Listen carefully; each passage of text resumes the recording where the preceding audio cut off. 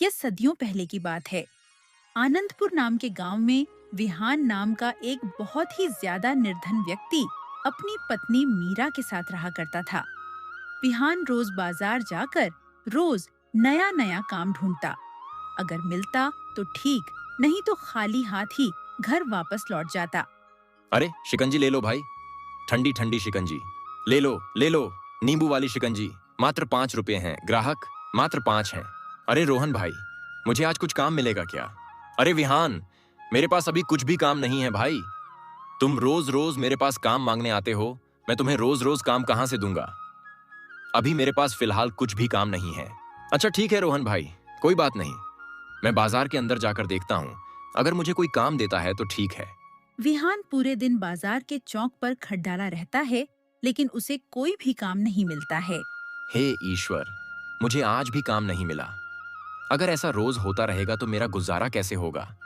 और ऊपर से अभी घर जाने के बाद मीरा मेरे ऊपर खूब चिल्लाएगी। भगवान, यह कैसी परीक्षा ले रहे हो मेरी? चलो भाई, चलो, अब क्या ही कर सकते हैं।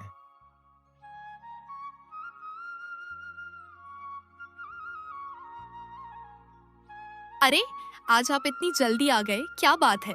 अरे क्या बताऊं मीरा, आज मुझे फिर से कुछ भी काम नहीं मिला।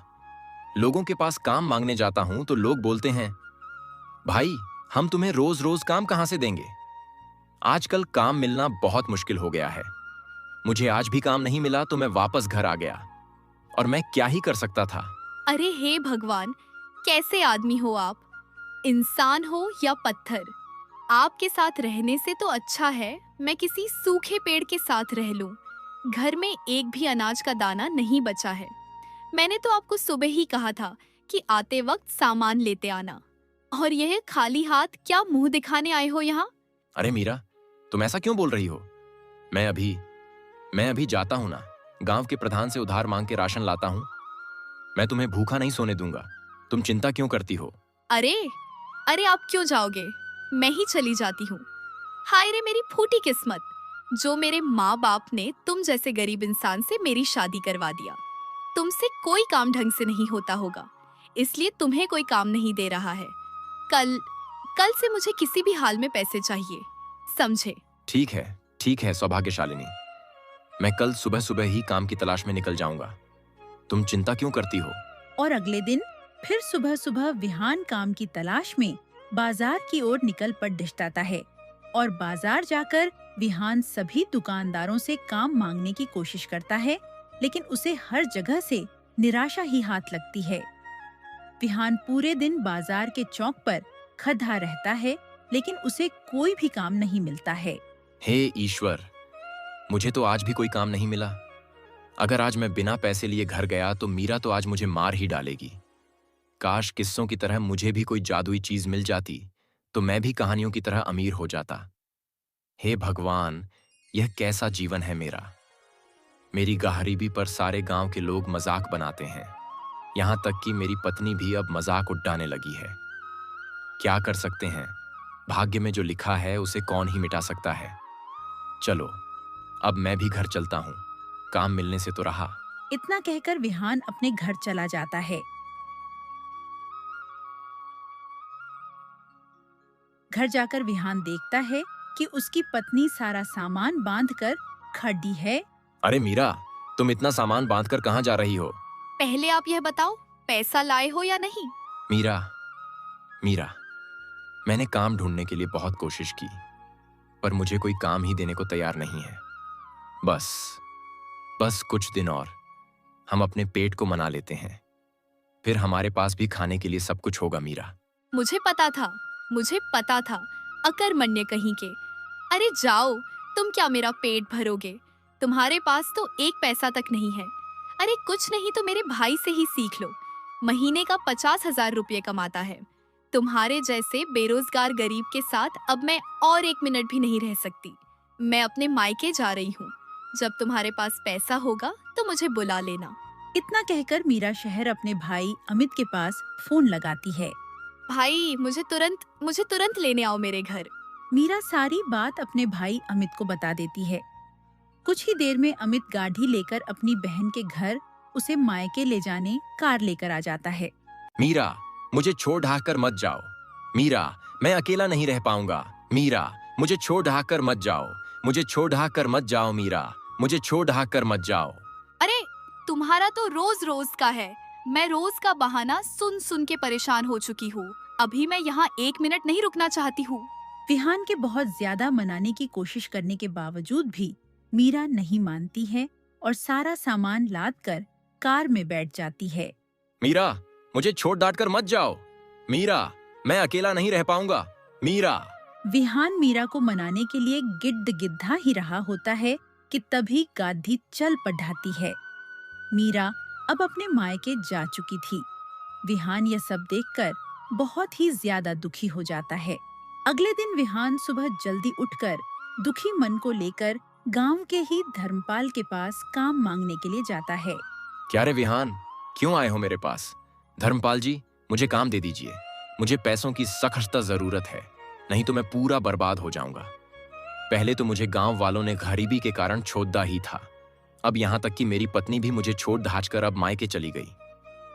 धर्मपाल जी, कृपया मुझे काम दे दीजिए, मेरी मदद कीजिए धर्मपाल जी। अरे विहान, तुझे मैंने कितने बार कहा है, मेरे पास तुम्हारे लिए कोई काम नहीं है।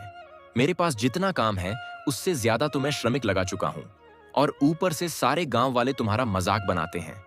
अगर मैंने तुम्हें अपने यहां काम पर रख भी लिया तो लोग मेरा भी इज्जत नहीं करेंगे। तो निकल जाओ यहां से, तुम्हारे लिए मेरे पास कोई भी काम नहीं है। कोई बात नहीं धर्मपाल जी, मैं कहीं और काम देखता हूं। काम न मिलने के कारण विहान और भी ज्यादा दुखी हो जाता है। विहान दुखी होकर अपने गांव के ही सरोवर के किनारे जाकर बैठ जाता है और अपने आप को कोसने लगता है। हे भाग्य विधाता, कैसी जिंदगी हो गई है मेरी। न तो कोई मुझे काम देता है और न ही कोई मेरी इज्जत करता है। यहां तक कि प्रभु, मेरी पत्नी को बुरे समय में साथ होना चाहिए था, लेकिन उसने भी मेरा साथ छोड़ डाच दिया।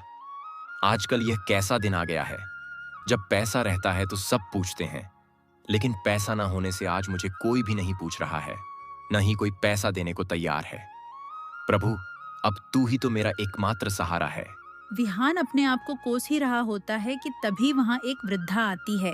क्या हुआ बेटा, तू बहुत परेशान लग रहा है। तेरी परेशानी का क्या कारण है? मुझे भी तो बता दे बेटा, क्या पता मैं तेरी मदद करने लायक हूँ। अरे वृद्धा माँ, आपको तो हमारे गांव या किसी आसपास के गांव में भी नहीं देखा। आप कहाँ रहती हो? मैं तो आपको पहली बार देख रहा हूँ। बेटा, पास के ही वन में मेरी एक छोटी सी कुटिया है, मैं वहीं रहती हूँ।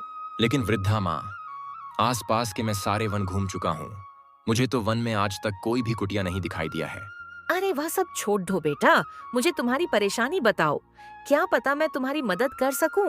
विहान अपनी सारी परेशानी वृद्धा माँ को बता देता है। ठीक है बेटा, मैं समझ गई, तुम मेरे पीछे पीछे आओ।